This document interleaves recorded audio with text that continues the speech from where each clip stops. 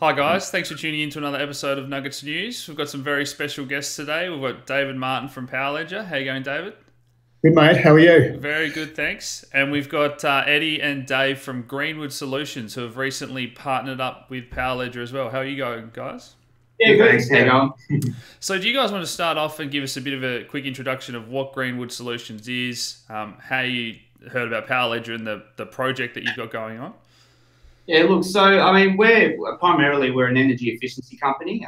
We try and help businesses basically reduce their energy consumption with new technologies, whether it's solar, whether it's batteries, or just load management. I've been involved personally with crypto since about 2013, 20, yeah, 20. The synergies between sort of blockchain and power distribution have always sort of interested me. Power Ledger came onto the scene for me early last year, around this time, and we've been basically following them very closely for the entire time. Yeah, it was about August last year that sort of first came across their white paper, and I don't know, I'd been thinking about it personally for a few years, and it just, it all just hit me, and I was like, yeah, this is amazing. Just a lot of the things they mentioned in it, like I was just nodding my head the entire time. It was great to see an Australian company actually leading the charge, which was awesome, and having a world-class solution. Not just thinking about our ecosystem, but how they could roll it out across the globe. Yeah. So, David, you must be excited to get approached by these Australian companies and people that say, A, they're excited about crypto and understand how that side of things works, but B, hey, we've got a company that could benefit from your solution, and then you partner up and start to roll this out. Yeah, absolutely. So meeting guys like Eddie and Dave who understand energy really well, and they understand it from a consumer perspective. So what the projects they're working on are with customers, the actual energy consumers, and they're actively looking for ways to make energy more renewable, more efficient, and lower cost. And for them to recognise our platform as a really good tool to support them in that aim gives us a sense of validation, I guess, so that our project is being seen by professionals in the industry as a step forward into a new paradigm. And then working with guys like Dave and Eddie, they're just great guys in it for the right reasons, and another Aussie company trying to do world-class things. Now, I know when Power Ledger was first conceived, a lot of people were saying, oh, you're going to get pushback from the government and there's red tape in certain areas. But from my understanding, the laws and regulations around strata is very different to actually me selling power into the grid and to my neighbour at this stage. So is that right, Dave? And then I might throw it to you guys to explain how this project works and what you're doing. Yeah, absolutely. So using strata law, we get access to a completely different governance framework for electricity supply. And when Gemma was completing her PhD right back in the early days of Power Ledger, one of her focuses was how you can actually use that governance framework to create what she called a citizen utility. So the red tape that exists, and probably exists for all the right reasons across the regulated network, just don't exist in the strata space. And we can help consumers, property owners, property managers to become their own quasi-utility and enjoy the benefits of distributed renewables and storage in a way that we can't do at the moment across the regulated network. But that'll change. The network businesses we speak to are actively looking at ways to encourage consumers to stay connected and share the benefits of their distributed renewable energy capacity. And it's a matter of time. And so while we're waiting for those rules to change, we focus on the 30-odd% of the Australian housing market that is in a strata situation, and we deploy the benefits of clean renewable technology there. Fantastic. So Eddie, over to you guys to explain the partnership and what you'll be doing. Yeah, so look, we've got a project in build. It's 4 townhouses which are going to have distributed solar across the entire lot. There'll be a common battery bank, which basically within, it's like a little microgrid within the actual property. So basically we'll be able to generate power, sell it to the tenants, the owners, or however it sort of takes place, and sort of keep it as a grid which within itself. And we can buy electricity from the main grid with a gateway meter. So basically it's just allowing people in strata the access to solar, basically, where they wouldn't never have had it really before.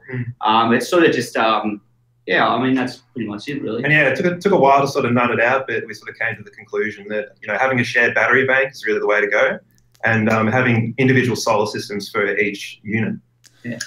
And I believe since this announcement, the phone's been ringing. There's so much potential interest, and maybe, as we were saying in the pre-interview, the white paper's only been out less than 12 months, and all of a sudden here we are close to rolling this out in the real world. And I think a lot of people were taken by surprise that, hey, this is happening right now. Yeah, definitely. Yeah, exactly. And look, it's a working product for Strata. I mean, like Dave just said before, I mean, we don't have the red tape that we would, a utility site. Exactly. So we have a bit more room to move, and, the options that we have for the actual tenants and owners is far greater. So we might just touch on that quickly. So there's trials everywhere now, but what is the ideal, or what is the path to deregulation so we can sell power to our neighbours? Do you want to touch on that, David? And then might say, what would that allow you to do, Eddie, in the next phase? Yeah, I guess so. At the moment, the energy system is governed on a set of rules that are based on what it used to look like. So we used to have centralised generation that pushed electricity down poles and wires to customers, and we all had one relationship with a retailer. But in the last 5 or 8 years in Australia, that's changed completely. So now we've got lots of generation out at the fringes of the grid. In Perth, it's 1 in 4 houses. Adelaide's 1 in 3. And it's growing in New South Wales and Victoria as well. Queensland's up at about 1 in 3. So we've got a completely different system where the consumers themselves have become the generators.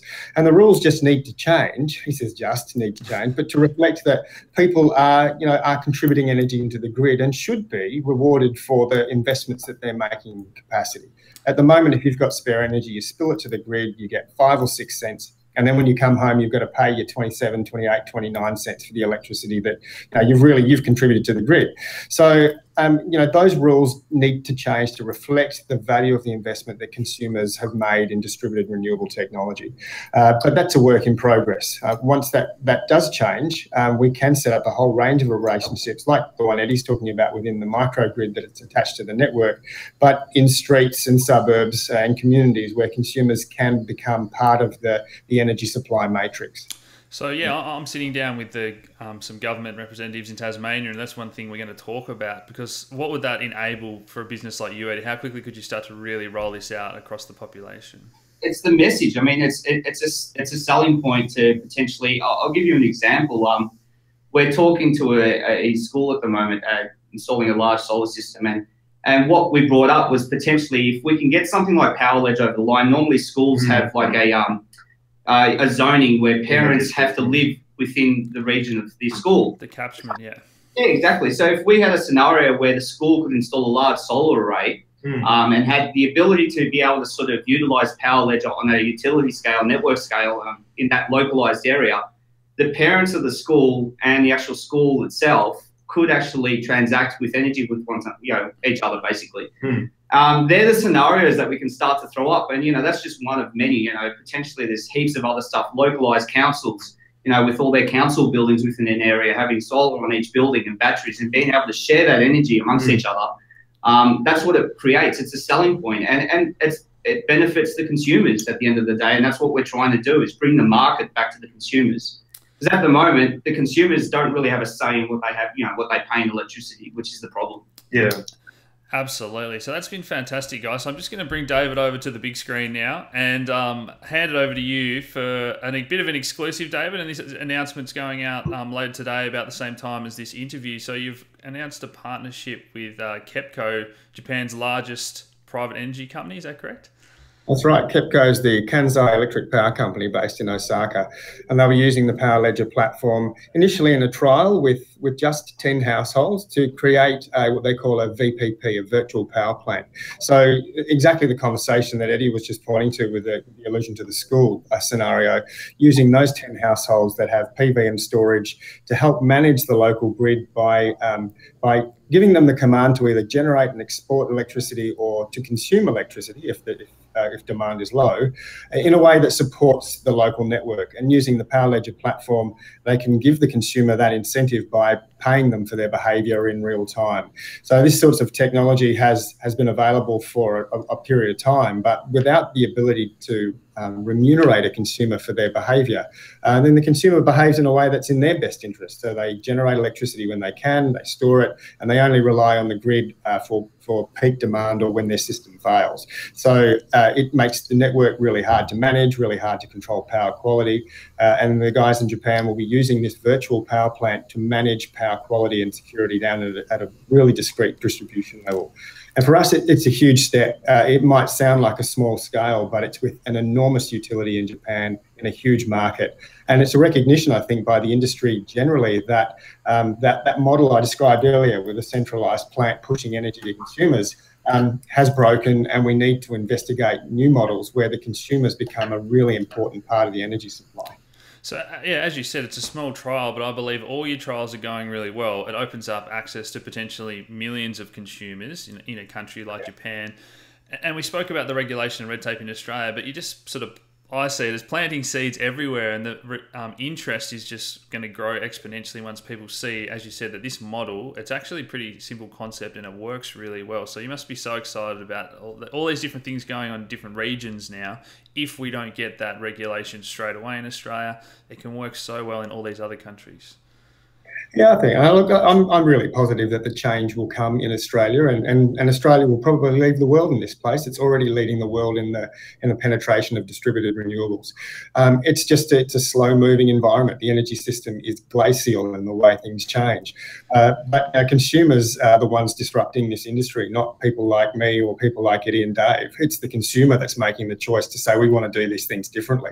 So technologies like the ones we're providing and like the Power Ledger platform really help manage that disruption in a way that keeps the system together and preserves the value, both the financial value as well as the social value of existing systems, to help disrupt the industry in a managed and progressive way rather than a completely dysfunctional way. Yeah, I think that's another exciting aspect about the crypto community and doing an ICO versus an IPO. Like you said, this is consumer driven, and we now have thousands of people that are aware of Power Ledger. They're talking about it in the community, and this can start to be a community driven thing, which is just fantastic to see this whole new world playing out before our eyes. Yeah, so, you're absolutely right. Any final thoughts, David? I mean, you've got so many projects going on. It seems like so long ago that we read that white paper, but I think it was August, was it? So only 8 months ago. It's crazy to think how much you released guys... in August. The ICO closed at the beginning of October, and we've been really focusing on building the business and building our capacity to do these trials, to demonstrate the technology in as many places as possible. We're in the throes now of looking to open an office in Melbourne to bring some kind of sales support and some project management support to Melbourne to help guys like Eddie and Dave with the projects that they're looking at and the contacts and requests that they're getting from customers. So it really is now a process of us building, not just continuing to build the technology, but building the business and being able to deploy that technology as far and as wide as we can, as quickly as we can. And even in the United States now, we're in deep conversation with Northwestern University in Chicago around demonstrating the technology across one of their campuses there and using their Masters of Engineering students to do the recording and validation of the technology, the blockchain, of the energy trading, of the value of that energy trading. So we really are stepping up our approach, stepping up the business's ability to reach more places. And, with guys like Eddie and Dave really starting to impact consumers from the get-go. Fantastic, guys. So any final words, Eddie? It's been a great chat today, guys. I appreciate you all coming on. Look, we just hope to keep getting these projects over the line. We're getting pretty close to being able to have a complete package now, and we're just looking forward to the future. Really, I mean, it's pretty exciting. Yeah, the space needs disruption. It's outdated. People are paying ridiculous amounts for power now, and it needs to change. So we're here to help that. And as a consumer, just a word of advice to everybody, it would be great to see everybody pushing for it. Exactly. Because it's the community. Once we win the hearts and minds of the community, then it'll change. Absolutely. So thanks so much for joining us, guys. We'll talk again soon. No worries. No worries. Cool. See you later.